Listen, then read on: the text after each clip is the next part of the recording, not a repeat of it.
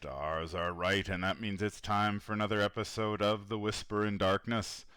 I'm your host, the Man from Leng. Thank you very much for joining me today. This episode is part 2 of a two-part episode in which we are looking at the Succeed by 2 mechanic and the Overachiever deck archetype for rogues. In part 1, I looked at the archetype's key cards as well as the math behind the Succeed by 2 mechanic.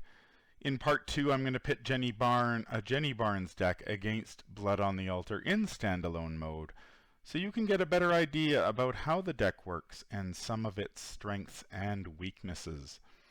So without further ado, let's get started. We are set up and ready to go here. We have Jenny Barnes here at the Village Commons and our locations: Bishop's Brook, Burned Ruins, Congregational Church, House in the Reeds, and the Schoolhouse. Now, our location setup gives us a couple options. We can either head to the Schoolhouse first, in which case we won't be able to get back to the Village Common, and we'll have to go through the House in the Reeds, Congregational Church, etc. Or we can head to Bishop's Brook first, in which case we can get back to Village Common, and then we can head the other way. I think I'm going to be heading to Bishop's Brook, just in case we don't have to. In case we do find the key and the hidden chamber quickly, we won't have to go through all the rest of the locations like we would with the Schoolhouse. I am playing a Jenny Barnes deck with Adaptable and Streetwise as permanents. We are also playing with the deck that I outlined in the part 1 of this two-part episode. So she does have 2 copies of the Derringer, 2 copies of the level 2 version of Switchblade, and 2 copies of the level 2 version of Opportunist. And like I mentioned in part 1, typically this deck played machetes, but since I want to try to focus on the Succeed by 2 mechanic, I've changed those out. I've swapped those for a couple of copies of Quick Thinking, which also has the Succeed by 2 mechanic. Our agenda is 1A, Strange Disappearances. It has a Doom threshold of 6. And our act is 1A, Searching for Answers, and we can advance that when we enter the hidden chamber. We are playing Blood on the Altar today in standard mode, in standalone. The skull is a -1 for each location in play with no encounter card underneath it, to a maximum of -4. The cultist is a -2, and if you fail, you add 1 clue from the token pool to your location. The tablet is a -2, and if you are in the hidden chamber, reveal another token. And the Elder Thing is a -3, and if you fail, place 1 doom on the current agenda. I do need to, excuse me, I do need to add another weakness to Jenny's deck. Actually, I think I need to add 2 because I do have 12 experience points worth of cards. So we will do that now. Let's shuffle up our weaknesses and see what we get. Our first one is a Paranoia. That will discard all our resources. That's particularly bad for Jenny since she relies on her resources so extensively. And the second weakness is Indebted. So we start the game with 2 fewer resources. So our resources get hit pretty hard already. So we will start with 3 resources. We are ready to draw our opening hand. We're going to be looking for cards like the Opportunist and the Switchblade to get ourselves off to a good start, as well as some of our other cards like the Perception and Flashlights and whatnot, so we can investigate. As you probably know, you need to investigate all the clues at these locations in order to reveal the hidden card underneath. So we will draw our opening hand. We will start off, there's our Paranoia, there's a Switchblade, a Guts, an Opportunist, and Jenny's Twin 45s. That's pretty nice as well. Obviously we get rid of the Paranoia and get to redraw for that, which is an Overpower. I'm going to pitch that and the Guts in order to draw 2 more cards. Let's see how we do. There is an Elusive and an Emergency Cache. So we will shuffle those back into our deck. And we are ready to go. Now the nice thing about the Switchblade is it is fast, so we don't have to take an action to play that. And we do have our Opportunist already, so we have our 2 pieces of our combo ready to go. The Elusive isn't going to be all that useful at the moment, but perhaps it will come in handy later. So we are ready to start the first turn. I am going to play the Emergency Cache to grab 3 resources to start off. And let's see, what do we want to do? We can play the... We could get down the Switchblade for free. Well, not for free, but for a free action. And then we could head up to Bishop's Brook and see what we have there. So let's play our Switchblade down for 1 resource. And then we will move. So we've played our Emergency Cache. That was our first action. Our second action will be to move to Bishop's Brook. We will flip that over. It is a 3-shroud location with 2 clues. And if there is an investigator at Bishop's Brook, other investigators cannot enter Bishop's Brook, so that's not going to be an issue. And it has the free trigger. If there are no clues here, draw the encounter card beneath Bishop's Brook. Group limit once per game. That was our second action. As our third action, we're going to need to do some investigating. And so we will need to use our Streetwise, so we'll spend 2 resources to give ourselves a +3 intellect for this skill test. It will be a 6 versus a 3. Let's see how we do. And there's the... And that's a -1, so we are successful. And we will gain 1 clue. We will draw a card and gain a couple of resources thanks to Jenny's special ability. We do get a perception that will help us with the with a future investigate check. We will add a doom to our agenda and draw an encounter card. Let's see how we do. We get the Whippoorwills right off the bat, so they will be hanging out at Bishop's Brook. We are going to need to take care of those things before we can really make any progress whatsoever. So what we will do as our first action, we will engage the Whippoorwills as our first action. We are currently a 5 combat versus 2, so we will be down to a 4 combat versus 2 because of the Whippoorwills modifier. And we don't really need to pull off the combo here because the Whippoorwills, we can just kill them. We only need to hit them once. So a 4 versus 2, let's see how we do. That is a -1 as well, so the Whippoorwills will die. We get to delete those, or discard them, sorry. And that leaves us with 1 action remaining, which we will use. I think we're going to do a... We will investigate. We will pitch the perception. That will put us at 5 versus 3. Do I want to spare the resources? Yeah, let's spend them. So that will make us an 8 versus 3. So we shouldn't have any trouble with this investigate check. And the chaos bag gives us a -2, so we do get that final clue.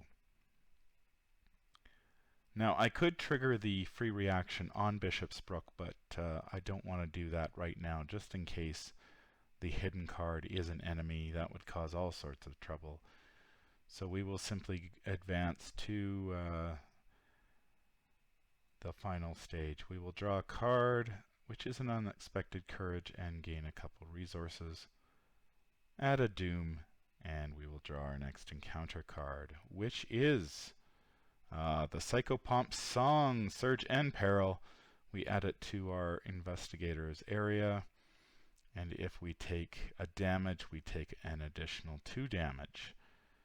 So that surges into an Ancient Evils, so we get another doom on Strange Disappearances. Oh, I forgot to draw a card for our perception, so I'll do that now. There's our manual dexterity. And so we are ready to go for our next turn. Let's trigger that free reaction to see what this card is. It is a Servant of Many Mouths. It spawns at any empty location, so we will dump him into the village. He can hang out there for the time being. And we are still searching for the key and the hidden chamber.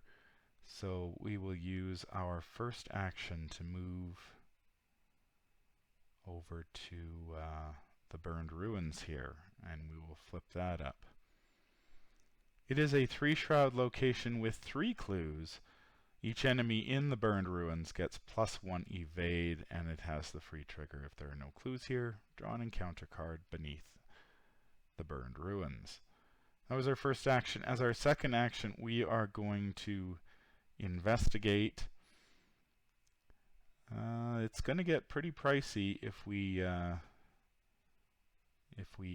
keep spending money on the streetwise. So we're going to try to go with just the unexpected courage this time. It'll be a 5 versus 3.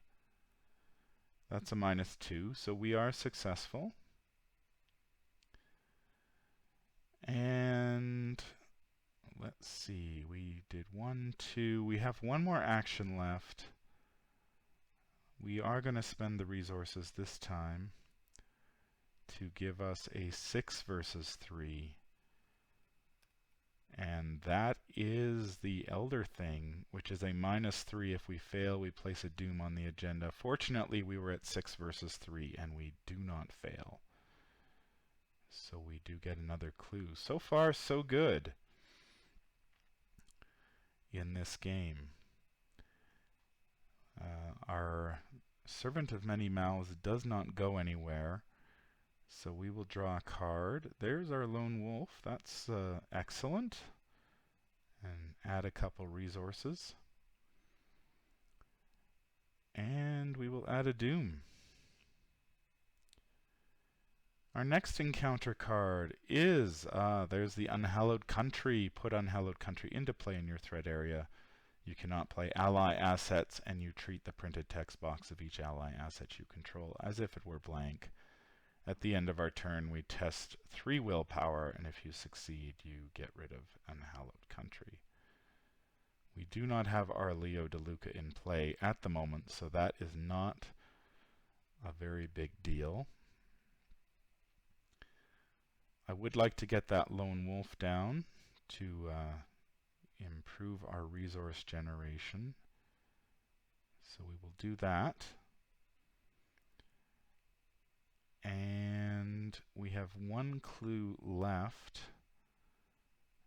So we can spend another 2 on Streetwise. That'll give us a 6 versus 3. See if the Chaos Bag will let us have it. It's a -1. We are successful. So we grab yet another clue. And we've got 1 action left.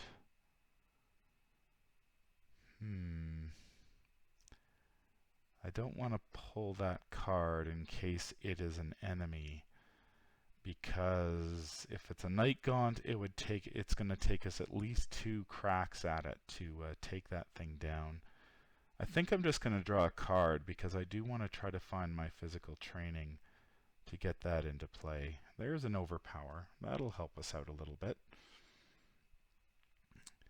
We need to do a test for Unhallowed Country. That will be a 3 versus 3. So the odds of Jenny passing this are not great. So we will give it a shot anyway. Well, look at that. We get a 0. So we pass. And we get rid of the Unhallowed Country. That's excellent. All right. It's our, we're down, get some cards. There's a backstab. So that will help us do some damage if necessary. And we will gain another 2 resources. Add a Doom to Strange Disappearances, and we get an encounter card. What do we get this time? Ah, the Rotting Remains. That classic weakness of the rogues. Test 3 willpower, and for each point you fail by, you take a horror. We're at a 3 versus 3, and we don't have anything we can pitch to it. So we'll just do it straight up. There's a skull. That's going to be a -2. So we are going to take 2 horror. All right. We do get another resource because of Lone Wolf. We don't want to forget that. And let's see what this card is under Burned Ruins. It is the key to the chamber. So we have found the key. Excellent. And we are ready to move on to Congregational Church. So we will use our first action to go there. Flip that up. It is a 2-shroud location with 1 clue, and as an action we may choose and discard a card from your hand to gain 2 resources, and it has the free trigger that we can look at this encounter card once we get the clue. So that was our first action. Second action, I think we're going to try to find that clue. We are a 3 versus 2. We'll use our Streetwise. It's another 2 resources. You can see how the Streetwise can really add up. Fortunately, we haven't had to use our Switchblade yet or our combo. We do have the Opportunist to help us. And we are getting a fairly good number of cards in our hand that we could pitch if necessary. So I'm not too worried about that. We are at a 6 versus 2. Let's see how we do. That's a -1. We are successful. That was our second action. Third action. I think I'm just going to play it. I'm going to be conservative. I think I'm going to wait until the start of my next turn to trigger that. So we'll draw another card here. There is another Manual Dexterity. And we go to our draw phase here. So we will draw. There's an Unexpected Courage. Our hand size is at 8 now, so that's really good. We gain a couple resources, and we will add a Doom, which is going to trigger Strange Disappearances. So we will flip that over. If there are 3 or more potential sacrifices, we choose one of them at random and place it underneath the agenda deck without looking at it. So that's not going to really affect us this game, but we will do it anyway since we are playing in standalone mode. We'll dump one of the sacrifices there and advance to our next agenda, which is the Old One's Hunger, and it also has a doom threshold of 6. Let's see what we get for an encounter card this turn. On Wings of Darkness, test 4 agility, and if you fail, you take a damage in horror, and you have to disengage from each non-Night Gaunt enemy engaged with you and move to a central location, which in this case is the Village Common, where we dumped our Servant of Many Mouths. I would prefer to pass this check, largely because we're going to take extra damage from the Psychopomp's Song. So we do have a couple options here. We do have a manual dexterity we can pitch. So Jenny's a 3, 4, 5 versus 4. We could also pitch the elusive. That's not going to be overly helpful. We're at 5 versus 4. Or we could spend resources for the streetwise. I think I'm going to do that.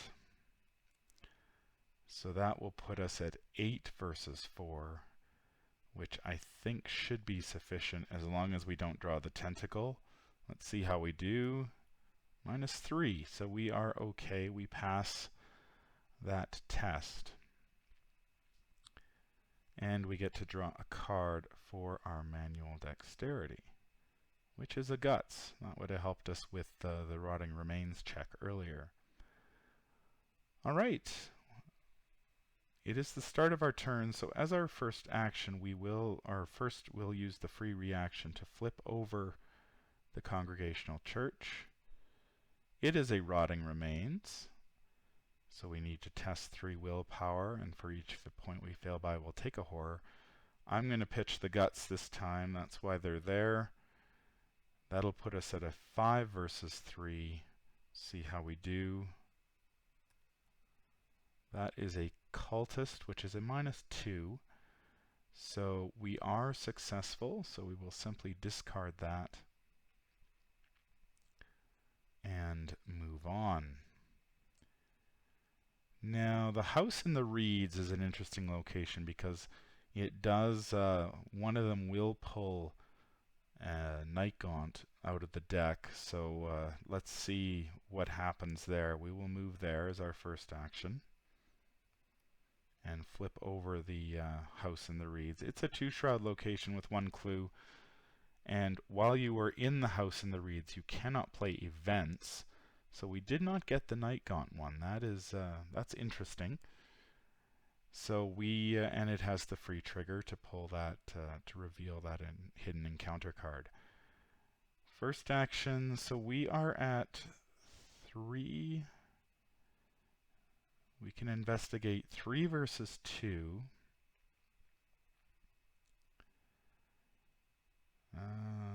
We can also pitch this Unexpected Courage to give us a 5 versus 2.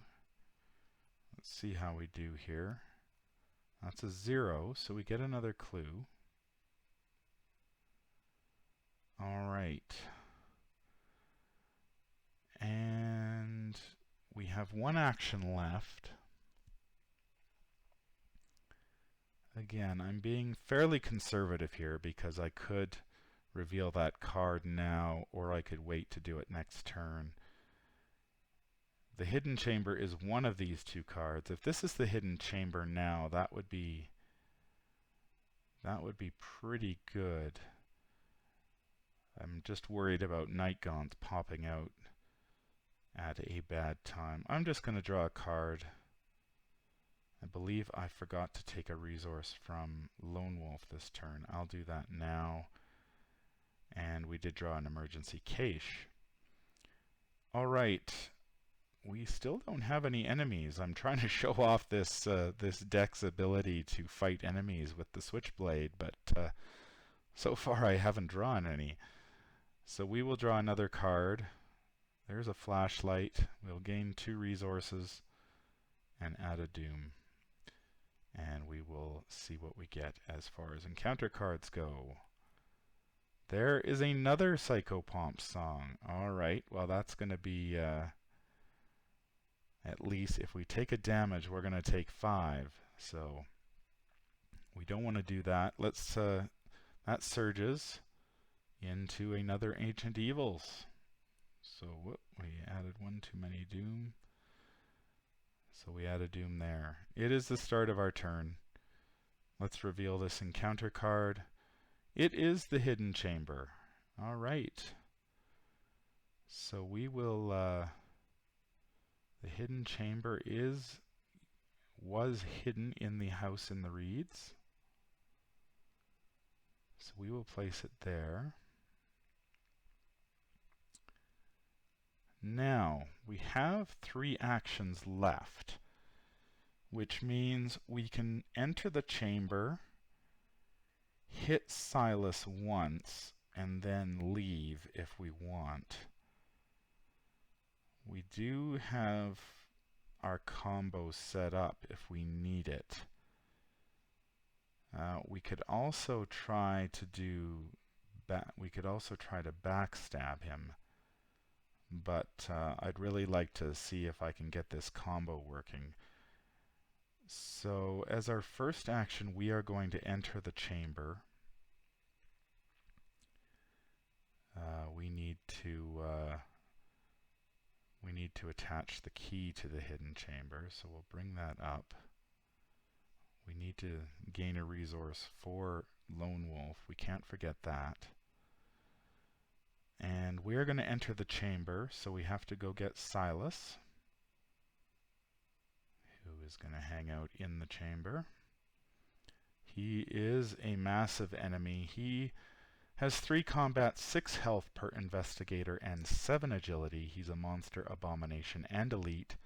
He is massive, and he cannot make attacks of opportunity, which is very helpful against the 4 investigators. He will hit you for 2 damage and 2 sanity if he gets you. Because of my 2 Psychopomp songs, that's going to be 6 damage if he hits me. So we can't let him do that. That would really put a crimp in Jenny's plans. We do advance searching for answers, so we will flip that over. We reveal each unrevealed location, so we get to take a look at the schoolhouse, and you cannot discover clues there while investigating. So that's not a big deal. We move all clues in play, including those on each investigator, to the hidden chamber. So there was 1 clue. Just move over the key to the chamber. So there was a clue from the schoolyard and 7 more clues that were on Jenny for a total of 8. All right. And I believe that's all we need to do. We spawn the set aside Silas Bishop, and we advance to our next act, Act 2A, which is the Chamber of the Beast. If Silas is defeated, we get R1, or if there are no clues in the hidden chamber, we advance. Obviously, we are trying to show off this the opportunist switchblade combo, so we are going to be killing Silas if at all possible. So we are in the hidden chamber, and Silas is there. That was our first action. So as our second action, we are going to try to pull this off. Jenny is sitting at a 5 combat with the switchblade. So we are going to pitch actually what we'll do, we're going to pitch the overpower. So that will give her 7 versus 3, and we'll pitch the opportunist to put us at 8 versus 3. So we're at 5 above, which is pretty good. for this. 5 above gives us as I mentioned in the part 1 of this series, 5 above is about where you want to be in order to succeed and be able to pull your opportunist back. You get to do the extra damage with the switchblade, and then you get to pull your opportunist back into your hand so you can do it again. So that will put us at, I believe I said 8 versus 3? 2, 3, yeah, 8 versus 3. So let's see what the Chaos Bag has to say about that. That's a -4. So that puts us at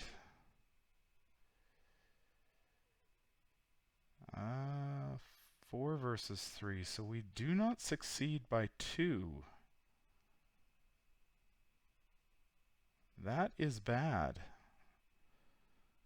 All right. Did I do that right?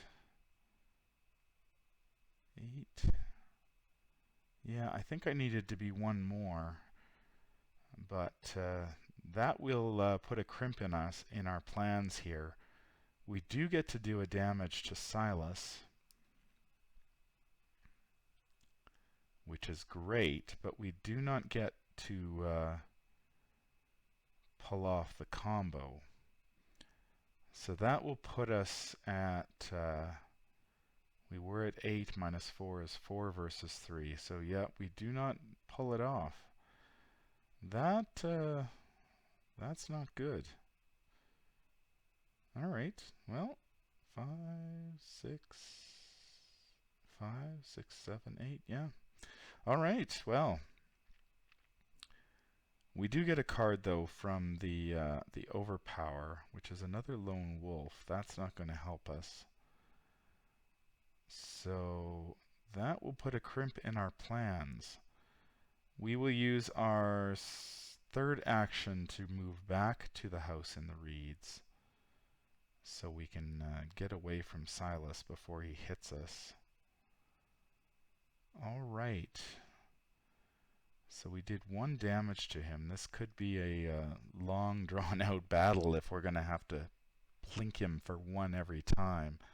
I do have the backstab, which I could use, of course, but that would be that we could hit him for 3, but that would be cheating since we're trying to use the switchblade. All right, we've got no enemies on the board, so we will draw a card. There is another switchblade, and we will gain a couple resources. Let's add a doom, and we will draw an encounter card. It is Strange Signs. Test 3 intellect, and if you fail, add a clue from the token pool to your location. 2 clues if there are 3 or 4 investigators in the game. This really doesn't affect us in any way, so we will simply do the test straight up. -1, we fail, and we will add a clue here, but it hardly matters at this point. Let's gain a resource from Lone Wolf. Now what really we need at this point is our physical training out in order to be able to hit Silas more reliably. What do we have? What do we have to pitch is the question. We can move in. We'd be 5 versus 3, 6, 7. Yeah, let's do that. We will move into the hidden chamber as our first action. We're at 5 versus 3. We'll pitch the switchblade for 6 versus 3 and the backstab for 7 versus 3. And we will see how we do on this check. That's a 0, so we do pass, and we do succeed by 2. So that is nice. We get to do the 2 damage to Silas. So that puts us at 3 out of 6. We didn't pitch any opportunists though, so we don't get that back, and we will use our next action to get out of there. We will draw a card. There's our physical training. That is going to help us a great deal and gain 2 resources. And we will add a doom.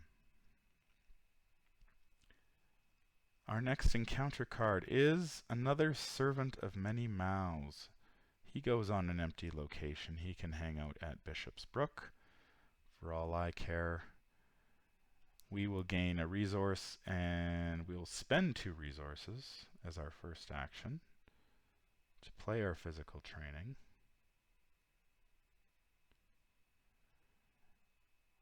We do have plenty of resources to help us. We do have that paranoia though floating around in the deck, which we haven't seen yet. So that could be bad. But we do have the emergency cache if we draw that. Now I don't really want to enter the chamber. That would be 1 action, so we'd be able to hit Silas once, but then he would hit us for a fair amount. So what should we do? I'm just going to gain a couple resources. I'm not crazy about drawing cards at the moment because of that paranoia in the deck. We'll go to the phase. There's our opportunist again. Good. Gain 2 resources, and we will add a doom. We're at 5 of 6. What's our encounter card this time? It's another Strange Signs. Well, we're getting very fortunate with the encounter deck. We haven't seen a Night Gaunt yet, which is pretty nice. Again, it's a test, intellect test 3, so we will simply do that. And we get an Elder Sign. So we actually passed that time by 15, which is pretty good. All right. I think we're ready to go here. We might be able to take Silas down this turn. We will move into the hidden chamber. We are at a 5 versus 3, so we want to be at what's our worst? -4, but if we draw the tablet, that could be pretty bad. But so we are 5 versus 3. We'll pitch our opportunist to make us a 6 versus 3, and 7 versus 3, 8, come on, 8 versus 3, and we'll spend 3 resources on physical training to make us a 9 versus 3. So if we draw that -4 again, we won't fail to pull our opportunist back. 9 versus 3, that's a -1. So we do succeed by 2. So we will pull our opportunist back and do 2 damage to Silas. He's at 5.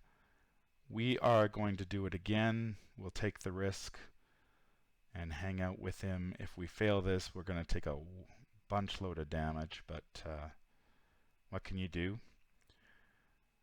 So again, we're at 5 versus 3. We'll pitch the opportunist to be 6 versus 3, and then we will discard some resources to physical training.